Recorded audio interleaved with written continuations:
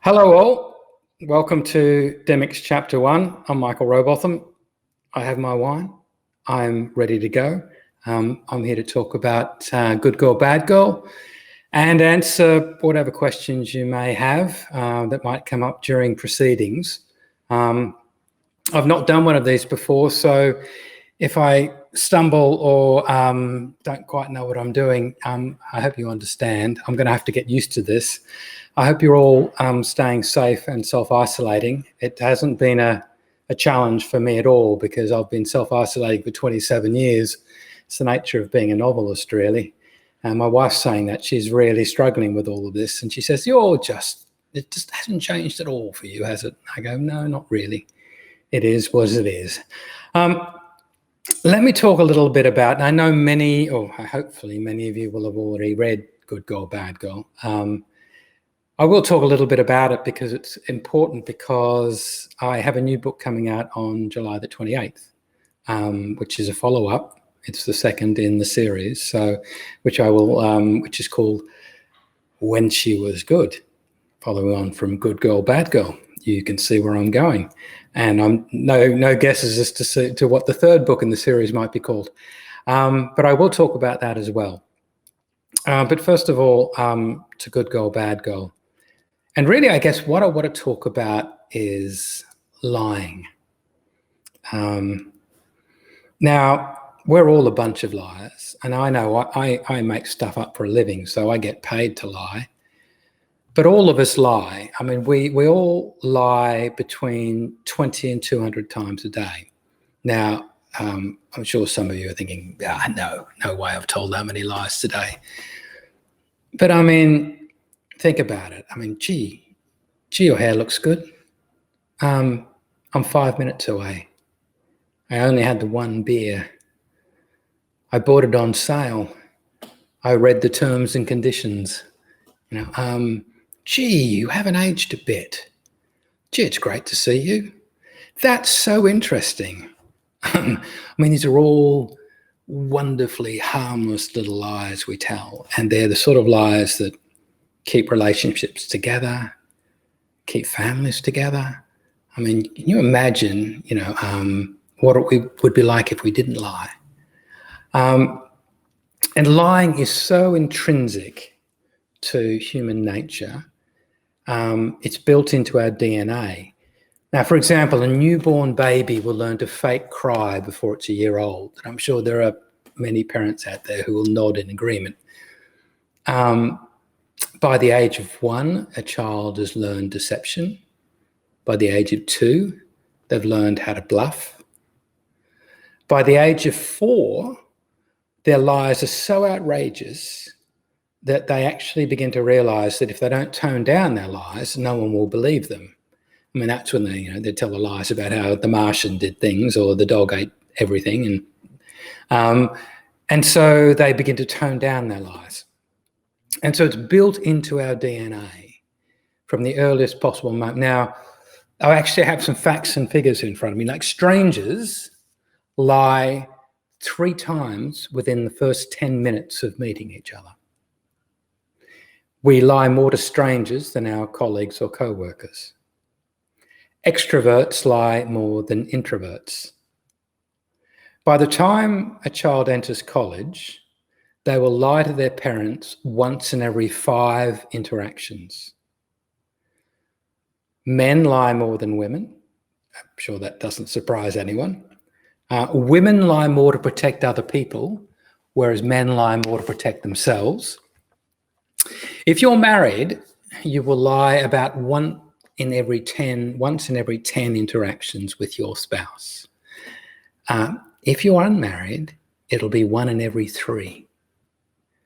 Now, evolutionary psychologists think that lying is so built into our DNA, it actually goes all the way back to caveman times. And when we lived in communities where there was great famine and great shortages, if you could steal food and lie about it, you were more likely to survive. So the more successful liars went on to have children, and they bred more liars and more liars. So it's sort of within us. And you're probably wondering why I'm talking so much about lying here. And the reason is that in Good Girl, Bad Girl, I introduce a brand new character called Evie Cormack.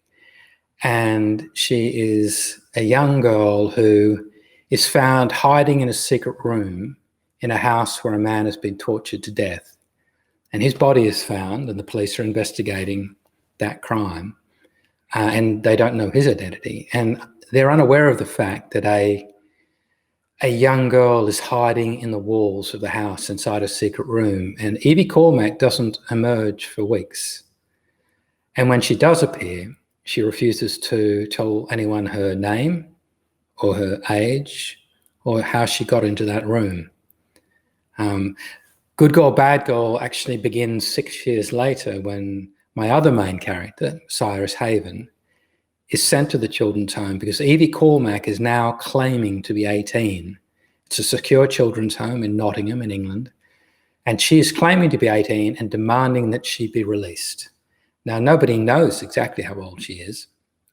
And she can't prove how old she is because she won't reveal her age or her name. And so Cyrus is given the task of deciding if Evie Cormack is ready for the world.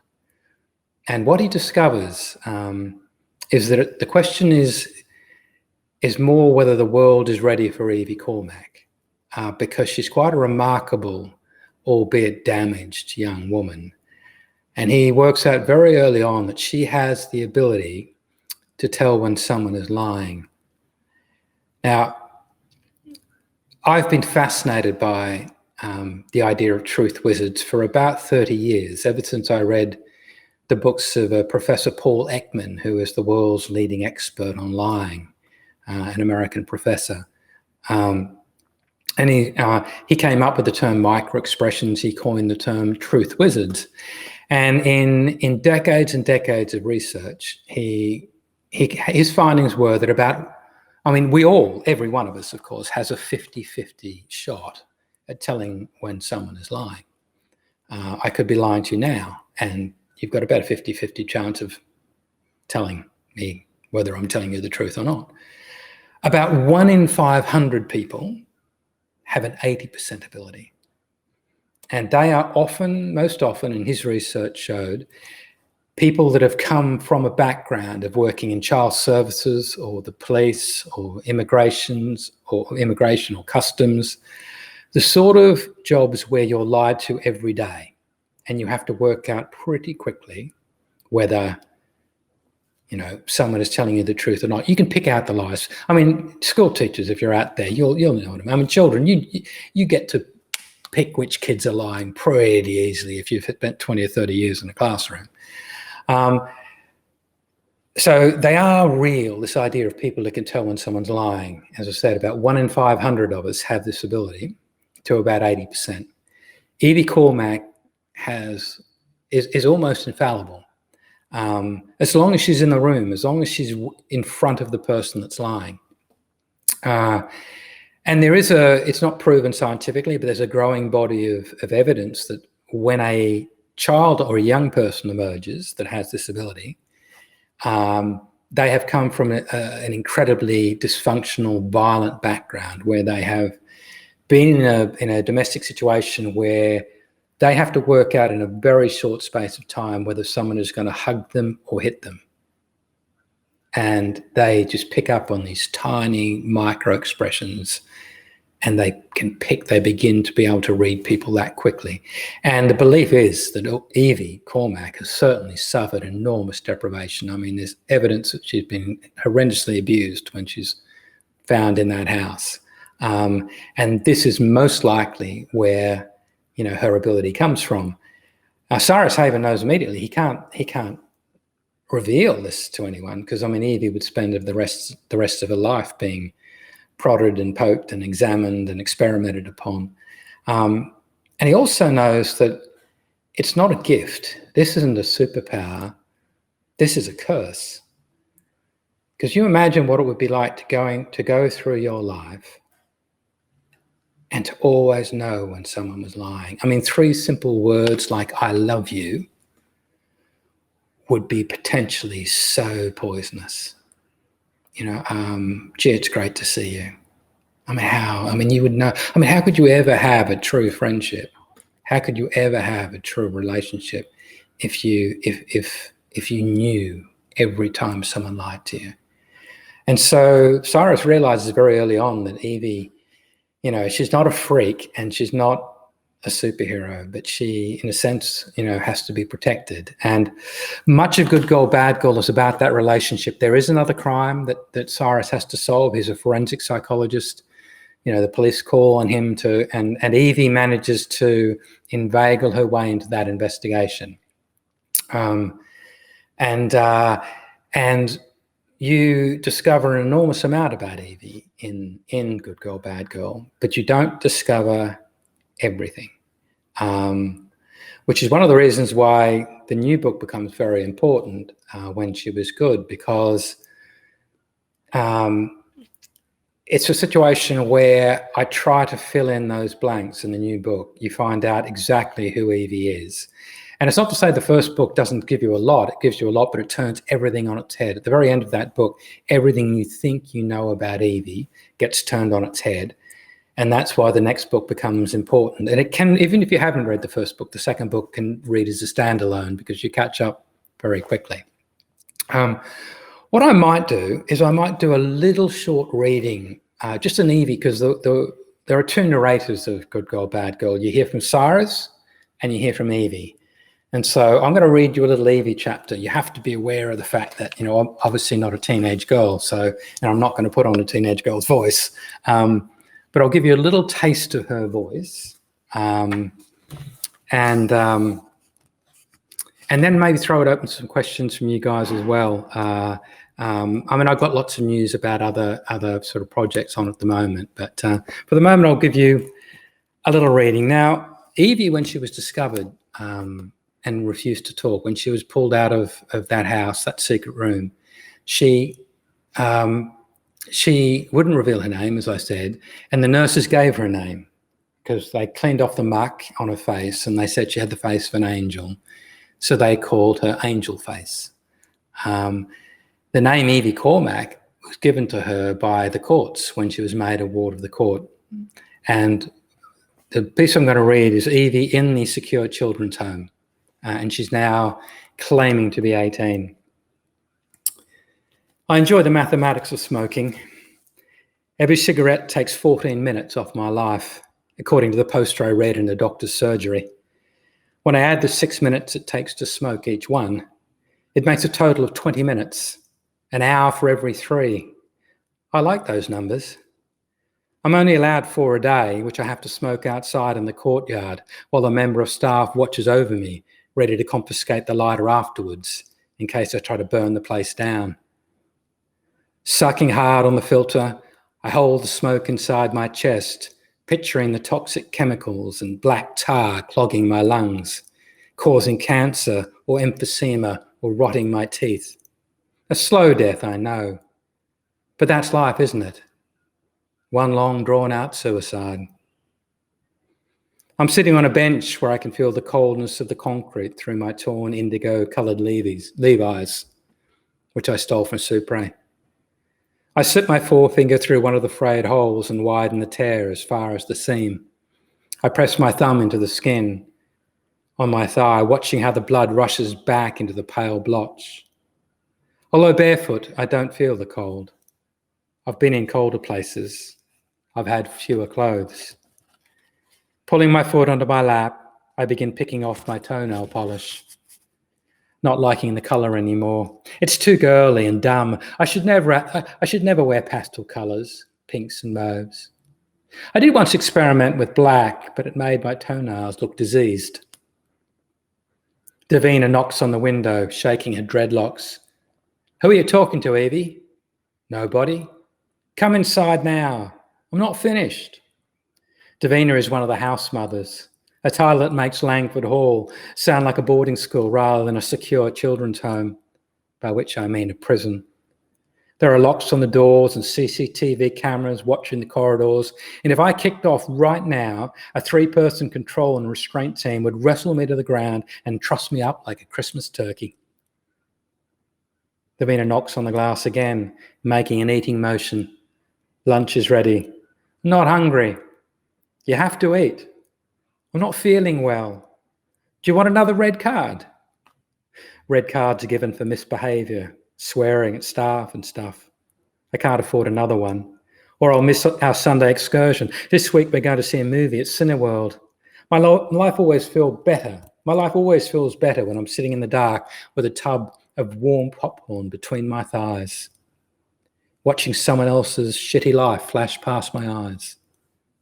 Nobody ever gets a green card. You'd have to cure cancer or bring peace to the world, or let Mrs. Porter look at you naked in the showers. Girls only, of course. She doesn't look at the boys. Crushing the cigarette against the brickwork, I watch the sparks flare and fade before tossing the butt into the muddy garden. Davina raps on the window. I roll my eyes. She jabs her finger at me. I retrieve the butt and hold it up, mouthing the word satisfied, before popping it in my mouth and chewing and swallowing. I open wide. All gone. Davina looks disgusted and shakes her head. In the dining room, I look for a place to sit down. Whenever I spy an empty seat, someone moves quickly to deny me a place.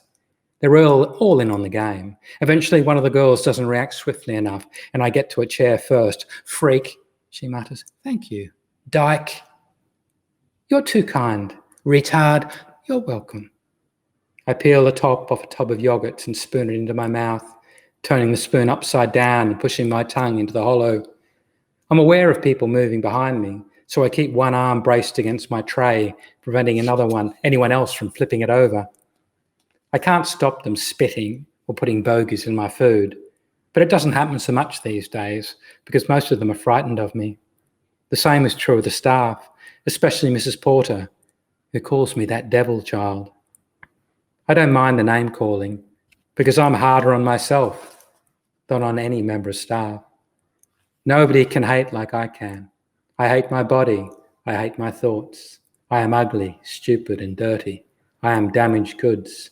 Nobody will ever want me. The bully barks. The bully laughs. The bully wins. That was Evie Cormack, who is probably, I think, arguably my favourite character that I've ever created. There is so much scope for this girl because on the one hand, it seems odd. I mean, I'm a crime writer and I write psychological thrillers, and the idea of inventing a character who can tell when someone's lying, I mean, is a recipe to write the shortest crime novel in history. Because if there's a crime, then you just wheel Evie in and she tells you who's lying and end of story. But I think she works because she's so damaged and she's so mercurial. And the other reason, I mean, the main reason she works is she is a compulsive liar. So nobody believes her. So when she does, I mean, she can tell when someone's lying, but because she's always making up these incredibly fanciful stories about herself, you know, and can't help herself, it means nobody believes her when she does tell you the truth. And it's only really Cyrus that can see the potential of this girl, but also how damaged and vulnerable she is. So he can't put her in danger again. And I think that's what works so beautifully. And in the next book, in When She Was Good, I try to answer a lot of those questions about Evie. You don't discover absolutely everything about her, but you discover what she was doing in that room and who put her in that room. And it's high stakes. I mean, it's probably one of the tensest and most suspenseful books I've written, certainly since probably Shatter and Say You Were Sorry, which it was. I remember writing it because I didn't know how it was going to end. I wrote a lot of the book with my heart in my throat, and it's a very exciting way of writing. Like that, but it does mean you lose sleep because when Evie Cormack and Cyrus Haven are in great danger, I felt as though I was there with them every step of the way. Is there a question out there? Although I do want to talk a little bit about another book which is in the news of late, which some of you may well have been or have begun watching, The Secret She Keeps. The drama, which the first episode went to air last Wednesday on Network 10. It was available 3 or 4 weeks ago to stream on the 10 Play app, so some people watched the whole thing, binged it in advance. The Secret She Keeps is based upon a standalone novel that I wrote about 3 or 4 books ago. And it tells the story of 2 women, Agatha and Megan. And if you haven't caught the book or caught the series, you can go on 10 Play now, and the first episode is up, and the second episode is on Wednesday night. But Megan has this perfect life, married to a tremendously sort of successful TV sportscaster husband, 2 beautiful children, pregnant with her 3rd. And she's one character, and the other main character is Agatha. Now, Megan in the TV show is played by Jessica De Gaulle, a wonderful Australian actress who was in The Crown most recently. And Agatha is played by the astonishingly good Laura Carmichael, who many of you, I'm sure, saw in Downton Abbey. She played Lady Edith. And she's also had a major role in The Spanish Princess, and an astonishing actress. And I know when initially I was told that she was being cast as Agatha, I remember thinking, but I mean, she's a bodice and bonnets, sort of girl. I mean, she's famous for doing period dramas, and is she really going to be able to play this incredibly complex, complicated, character that sort of switches between sanity and insanity, and you don't quite know when Agatha is talking sense or not. And she was a complete revelation in this show. I mean, the darkness and light she can show in a single scene is astonishing. But for those who don't know the story, it's about 2 women, Agatha and Megan, both of whom are pregnant, both of whose babies are due at roughly the same time.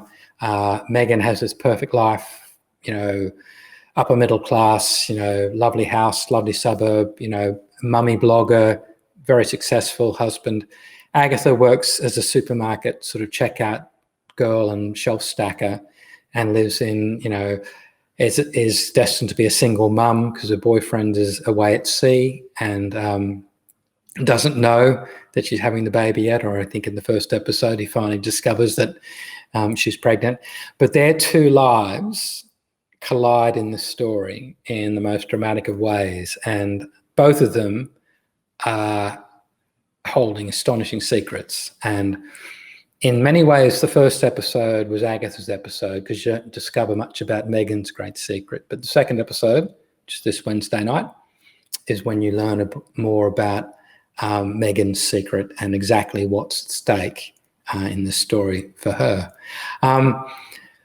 It was an astonishing project for me and an opportunity. It's funny, I had several offers for the film and TV rights, and including by the people that made Wolf Hall in the UK. But I went with an Australian production house, Lingo Pictures, who made Lambs of God most recently, and for Foxtel, and On the Ropes for SBS, and mainly because I wanted an opportunity to do a project in Australia. This is home and where I live, and if it had been filmed in the UK, I would have not really had much involvement. And because the Germans have made, I think, 6 films now out of the novels, the Joe O'Loughlin novels, and I haven't really had any involvement with those. And so with The Secret She Keeps, I could be in every writing room and storyboarding room, and I could go on set and be, I even got a little cameo. Look out for me. I think it's in episode 3 or 4, I can't remember. But I do my little Stan Lee, Alfred Hitchcock cameo. See if you can pick me out. But this gave me an opportunity to go on set, and I learned a lot. Readers or people, maybe not so much readers, but other people assume that from a writing point of view, that having something made into film or TV would be the ultimate or some sort of vindication. It's not true. I mean, I write because I love writing, and And, it's because invariably what can happen is someone can turn it into a film and TV and it's awful. I mean, I'm so proud of what these guys have achieved with The Secret She Keeps. I think they've done an astonishing job, and they've kept so closely to the original source material. But I have learned through this process why I love being a writer so much. And this is the mini dictator in me. Is the fact that, as a writer, I'm God. I ultimately, even though I have editors in the UK and America and Australia, and if all of those editors and agents were to tell me this doesn't work or you should change this, I'd be mad not to listen to them.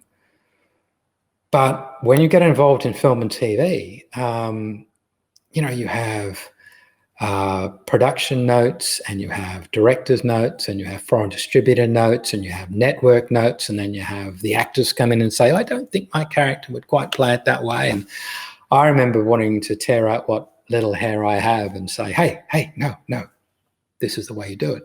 I don't have that say when it comes to film and TV, whereas as a novelist I do. So I don't think I'm going to give up my day job to go and start making TV series. But this was an amazing experience, and there is something to be said for it's like winning something as an individual is lovely, but when you create something as a team or win something as a team, that is extra special. So I'm really pleased about that. And I should say my only other TV news before I open it up, and I hope there's a question out for me because I feel like I've been talking too long and I want a sip of wine, is World Productions, who are a UK company that were behind Line of Duty and The Bodyguard and The Bletchley Circle, have bought the Joe O'Loughlin rights. And I know there have been a few attempts made in the past to get the Joe O'Loughlin novels onto the screen. But they're a very fine production house, and they have scripts being prepared for a 6-part series based, beginning with the first novel, The Suspect. So I keep everything crossed, and if it comes to fruition, I'll obviously let you all know. But that would also be very exciting news. Right, I'm going to have a sip of wine, and hopefully there's a question that comes up. Oh, I've got some people sending me nice comments. Thank you very much. Lou Green. Have I ever done a lie detection test? No, it's funny, but I think the answer is, the answer is yes. I didn't do it personally, but I did it as a journalist when I was doing a story in the UK. But our story was on whether you could beat the test. And it is possible to beat a lie detecting test. I shouldn't be telling you this because you could all get away with murder. But the simplest way to beat the test is lie detector tests are all based on heart rate and blood pressure. And though if you do something like put a thumbtack in your palm of your hand or in your shoe, and so when they're asking you the control questions like, what is your name? How old are you? And these are the questions where, you're telling the truth. If you press your foot down on that thumbtack and therefore increase your metabolic rate, not your metabolic rate, you know what I mean, your blood pressure or I know what I mean, but I'm sure you do too. But it throws out what the control is. And so later when they're asking you the question like, did you kill, your best mate? It's not showing up as being a lie that you're telling because you've already thrown out all the controls. So I've done a story on how to beat a lie detector test, but I've never actually strapped myself in as well. I think, I don't know, would I be a good liar? I don't know. Probably. I don't know whether I'm good at picking lies, but I don't know. Is there another question out there?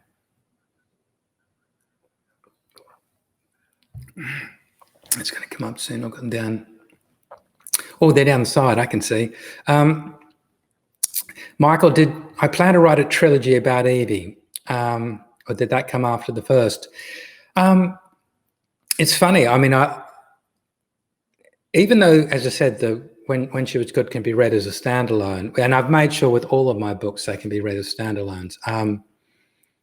I realized at the end of, when I got towards the end of Good Girl, Bad Girl that I couldn't tell the whole story.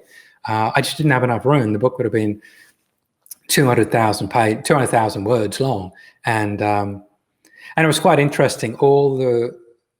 I got this sort of trifecta of wonderful reviews out of the big review sites in America. All gave the book astonishing reviews, and every single reviewer ended with the same last paragraph: there had better be a sequel. Because at that point, I hadn't announced that there was going to be another book, and so nobody knew. I thought it was pretty obvious when the book ended that there had to be another one, but I used to get a lot of questions from readers as well, saying, and so I always knew there were going to be two, and I now realize there's going to have to be a third. And I don't know how long I can keep Evie going for, because that special skill she's got, I think the reason it works is because she's so damaged and so out of control, and she's so young and fragile.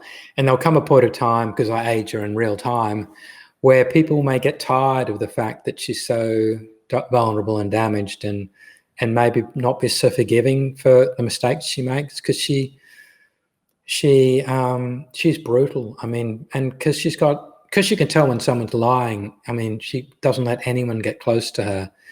And there reached a point in time where you realize so many people, Cyrus in particular, who's trying to safeguard her and to protect her and to nurture her. And if she keeps pushing him away, I think readers will get tired of that. So I don't know. I think there's probably at least another one or two, maybe more. I'll see. I don't have an overarching narrative. When I wrote the Joe O'Loughlin books, I thought there was going to be one. Honestly, I didn't think there would ever be more than one Joe O'Loughlin book. And there were 8, I think, in the end. So, I finish each book thinking there won't be any more. And then I come up with an idea, and I see where it goes from there. What else we got question-wise there? Someone's asked me, right, tell me about your writing process. I don't have a drawer full of ideas. Saying that, I mean, there are a couple of books I've written, and the classic one I think was Life or Death, which won the Gold Dagger, which was about a man who escapes from prison the day before he's due to be released, having served a long sentence. And that was based upon a 2-paragraph story that I read in the Sydney Morning Herald on March the 20th, 1985. And I carried that little article with me for more than 20 years, thinking, wow, there has to be a novel in that. Why would someone escape from prison the day before they're due to be released? And that ultimately became Life or Death. But that's unusual, because normally to carry something around like that, I mean, all of my books have been seated in real life events. So it's whether it be Lost was based upon a missing child report on a milk carton in America in the old days, when they used to put little stories of missing children and photographs on milk cartons. So I start off with a what if moment to answer the question about, and every writer's different, but I start off with a what if moment, a setup. In the case of, as I mentioned, why would a man escape from prison the day before he's being released? So I opened it with the prison escape, and I let the story unfold. I don't plot the books in advance. I don't recommend that for everyone. Some writers work that way, and some writers have the most astonishing 250-page outline showing every scene and interaction of the book before they sit down to write. Other writers work like me, where they just let it unfold. It's like writing without a safety net. It is very terrifying at times. And I guess my one little trick to make that work is that as long as at any point in the story, when I finish a scene, I can see 4 or 5 different ways I could go next, I'm very comfortable with that, because I can explore that way, and if it doesn't work, I've got other ways. But if I get to the point of a story where there's only one way for that story to go, there's only one possible avenue, then I get really frightened that if that's straight off a cliff, then there's no going back, that the book sort of ends dramatically there and I can't finish it. But I mean, every writer is different. And as a kid, and I still to this day, actually, as a teenager and a young adult and as a journalist, I collected interviews with writers. I mean, I've got newspaper interviews with James Joyce and Graham Greene and Samuel Beckett. I mean, going all the way back, and I would study these articles about what they had for breakfast and what they drank, and which way their desk faced and where was the window and what time they started every day.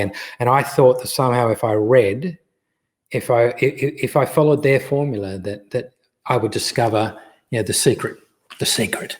But of course, you find your own way, and that's what every writer discovers. You find the best time for you to write. You find whether plotting or pantsing is best for you. The one thing I will say is that I'm a firm believer in, and the thing that I think separates writers from writers that have long careers from those that maybe want to write, it's the ability to push through all your doubts. And every writer I've ever met, no matter how famous, has grown to hate their project halfway through and doubt themselves as writers. But it's the ability to push through and to polish and polish when you're so sick of reading that manuscript, but to read it again, polish it again, and you polish that turd until it shines. And that's what will make you a writer. Sorry about the turd reference. Someone said, you mentioned Paul Ekman before. Are there other people you've learned from? And what would I recommend aspiring crime writers read or watch? Good question. I tell you, I have not, in my career, I am not inspired by the truly great writers and the great books. Because when I pick up a book, I mean, I take, and this is another piece of advice for all those people out there interested in writing. Every time you read or you watch a drama on TV, you should be taking it apart. You should be saying to yourself, why did they do that? Oh, how did they make that suspenseful? You should be just, why did I love that scene? Why didn't I think that scene worked? Why did I love that chapter? Why didn't I? You take it apart. And in the process of doing it, you'll start seeing at times, that would have been so much better, if they'd dropped that character, or if they'd put that chapter in front of that one, or they'd dropped that storyline, this would have been so much better. That's when you're starting to become a writer. And I honestly believe it's not the truly great books that inspired me to write, because the truly, truly brilliant books, like I'm talking about, Gabriel Garcia Marquez, Love in the Time of Cholera, type, masterpieces. You can't see the cracks to get your fingers inside to open them up to see how they work, because they're so perfect, you can't break them down. The books that inspired me to write are the ones that aren't perfect. And I thought to myself, having read them, I could do that. That got published. I could do that. I could actually think I could do better than that. And so it was those.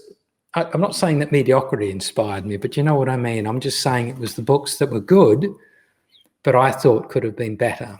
And so my big advice would be to aspiring writers, crime writers or otherwise, is to read in the genre that, also read outside the genre, read just, because all storytelling is the same. It's all about conflict. It's about someone wanting something and something standing in their way. And that is the same for a crime novel or a romantic comedy.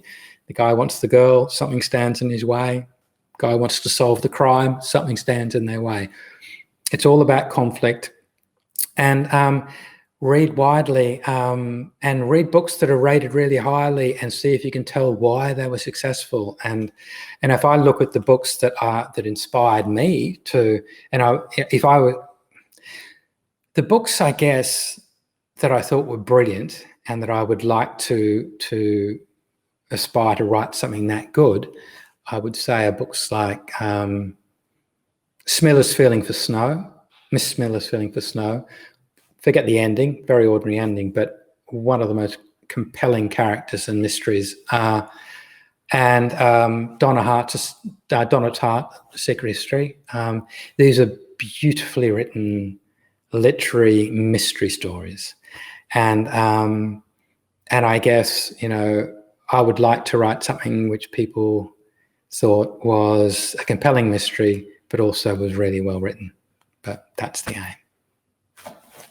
Is there another question out there?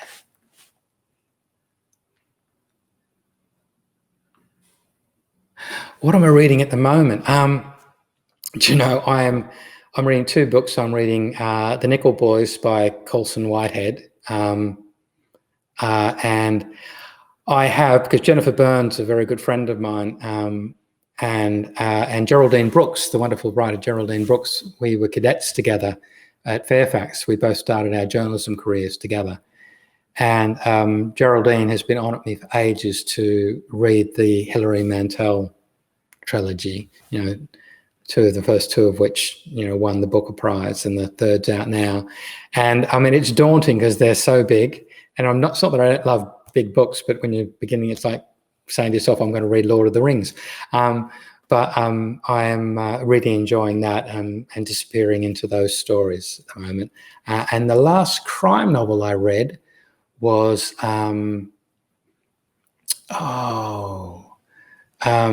J.P. Pomeroy's In the Clearing, which is a new young writer whose first novel was called Call Me Evie.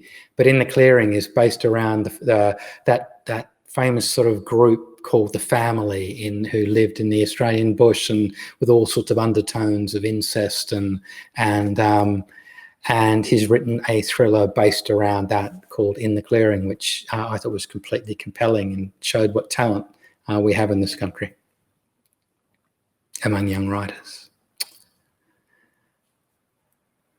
If I could have dinner with one of my characters, who would it be? Well, not Evie Cormack, because she could tell what a liar I was all the time. Do you know, of all my characters, I think Joe O'Loughlin, who was was the closest to me. And when I say that, I mean he was a psychologist who had early onset Parkinson's disease, who had a brilliant mind. I mean, a brilliant mind, but a crumbling body. It's a bit like, I guess I based him a little on someone like Stephen Hawking, you know, someone, you know, a genius, but trapped in that crumbling body. And so Joe had the most astonishing ability to understand human nature, and to, you know, within a few minutes of meeting you, to just almost dismantle you, because he could just see from the way you dressed and set yourself on what you said. He knew far more about you in 30 seconds than you ever wanted another human being to know. I mean, I fancy having dinner with Joe. I mean, when I say he's like me, he was, you know, married and he had 2 daughters. I'm married and with 3 daughters. I think our politics were very similar. I think our sense of justice was very similar, and social justice. He was far cleverer than me, and he is far braver than me, because I am a complete coward. I am my mother's son. My mother once screamed so loudly in a cinema they stopped the film and turned the lights up. That's me. I won't go and see horror films, certainly not at the cinema. I might write creepy stuff, but I scare myself doing that, and that's just plenty for me. Can't do any more than that. How are we doing? Any more? I'm looking down the side.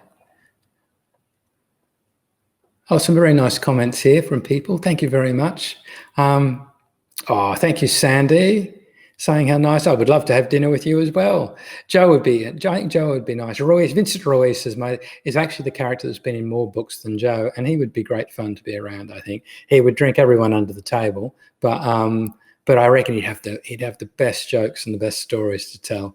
You know, I think.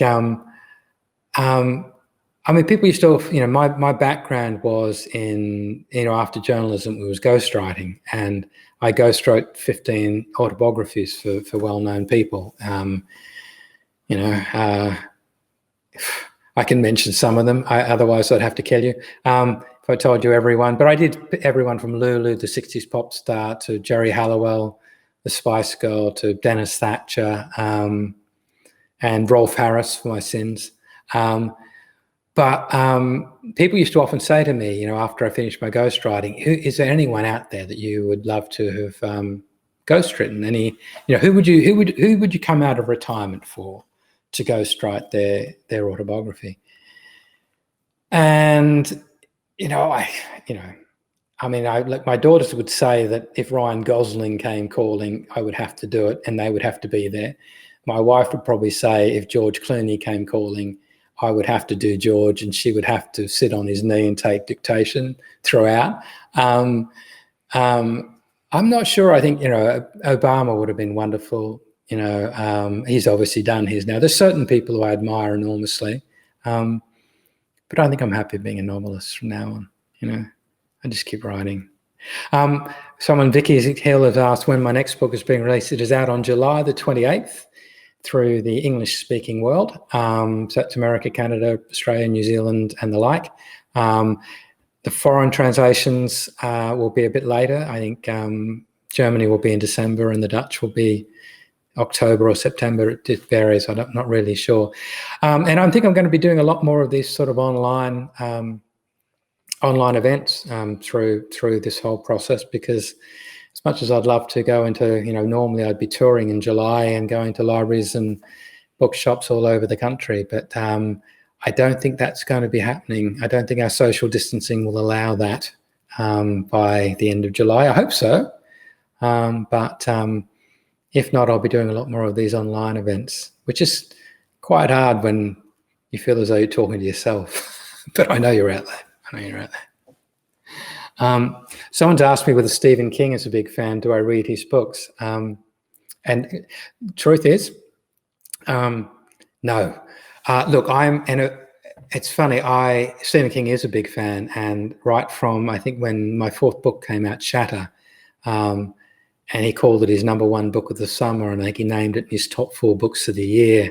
And since then, every book comes out, and Stephen writes the most amazing things about it. And the reason I've actually moved my publishers in America is because I'm now with Scribner, and I think that's very much because of Stephen King kept going on and on at his publisher saying, we should publish Michael, and they made an offer I couldn't refuse. But no, I don't read his horror stuff. It frightens the life out of me. I love, my favorite ones are still things like Shawshank Redemption and Stand By Me and The Green Mile, and I love those books of his. But the out and out horror, I mean, no. I mean, I would not watch the film version of it, the new version. I love The Man to Bits, and I think he's done an enormous amount for young, and not that I'm young, but for new writers. But yeah, no, I couldn't read Stephen King, But don't worry, Uncle Steve, I love you to bits, I promise, but I just can't read the horror stuff. Sorry. Oh, thank you, Lou. I'm not talking to myself. I'm very pleased about that. Normally, it's funny in an audience. I mean, I'm only just getting used to looking at the camera at the top of my screen and not staring at me. So I'm trying to look at the camera. I'm learning all the time. But I'm assuming that you're all out there. Hopefully, you've had a nice time. And thanks for tuning in to One Chapter by for Dymocks and whatnot. I think they're going to be having I think it's a new one on Wednesday as well that you can look up. And I think it's a great initiative, and we're going to be doing a lot more of this over the next few months as well. Please do. I know it's hard because people have lost their jobs or they're not earning as much, but and libraries are shut, which is a real shame. Hopefully they'll open soon, but do support your local bookshops. We want them all to still be here when we come out of all this. And so do that, support your bookshops, support your libraries, and support your local writers as well. Thank you very much, everyone. Have a wonderful evening and stay safe.